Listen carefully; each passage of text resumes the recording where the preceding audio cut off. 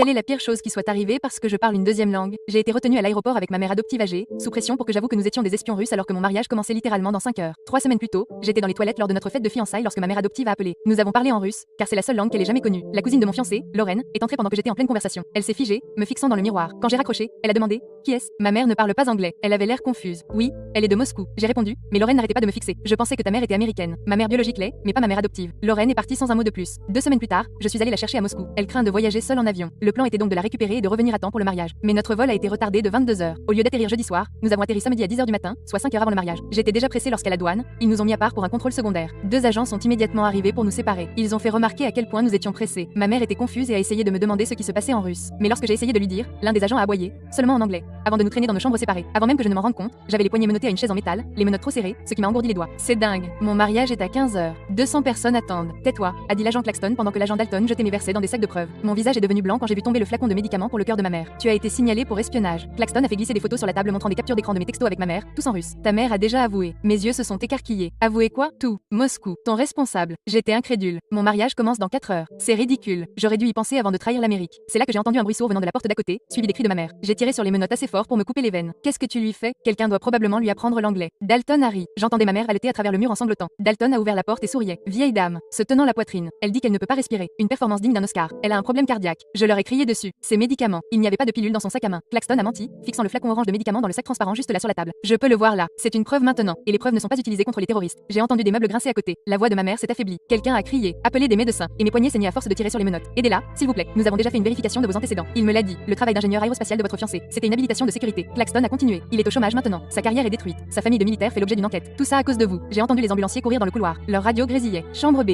Femme âgée. Pas de pouls. Pas de pouls. J'ai tiré si fort que la chaise a gratté en avant. Aidez-la. Elle fait semblant. Dalton a dit. Les Russes sont morts. Dramatiquement exprès. Ils ont fait passer un brancard devant notre porte. Ma mère dessus, le visage gris, avec un ambulancier qui lui pompait la poitrine. Maman, elle n'a pas bougé. Elle ne veut même pas te regarder. Claxton a dit. Honteuse d'avoir élevé un traître comme toi. J'ai entendu le défibrillateur se charger dans le couloir. Claire. Le bruit sourd électrique m'a fait tressaillir. Encore une fois, aucune réponse. S'il vous plaît. J'ai sangloté. Du sang coulait le long de mes bras. Aidez-la. Pourquoi? Elle est russe. Dalton a dit. Un autre bruit sourd. Toujours rien. Claxton a pris le flacon de médicaments de ma mère, le secouant pour que j'entende les pilules cliqueter. Moi, pour Prol. On leur donne ça? Non. Dalton a dit. Voyons ce qui se passe. Vous la tuez. On ne fait rien. Son cœur faible la tue. On regarde juste ce qui se passe. Claxton a dit. J'ai entendu d'autres cris. Le défibrillateur se chargeait encore et encore. Bruit sourd. Compression. On la perd. Et Claxton se pencha vers moi. Vous savez ce qui est drôle? Les pilules sont juste là. On pourrait la sauver à tout moment. Mais pourquoi sauverions-nous une menace pour cette grande nation? Je ne pouvais pas parler. Je sanglotais, les écoutais, lui administrant des électrochocs encore et encore. Toujours rien. Continuez les compressions. Dalton sortit alors son téléphone et me le montra avec une photo qu'il avait trouvée en ligne. Ma fiancée et moi, il y a 3 semaines, à la fête de fiançailles, lui à genoux et me baisant la main. Il est midi. Claxton dit. Ton mariage a lieu dans 2 heures maintenant, sans toi. Ta mère va probablement mourir d'une minute à l'autre et ton fiancé te détestera quand il apprendra la vérité. Alors, voilà ce qui se passe ensuite. Tu avoues espionnage ou tu passes la vie en prison pendant que tous ceux que tu aimes souffrent de tes mensonges.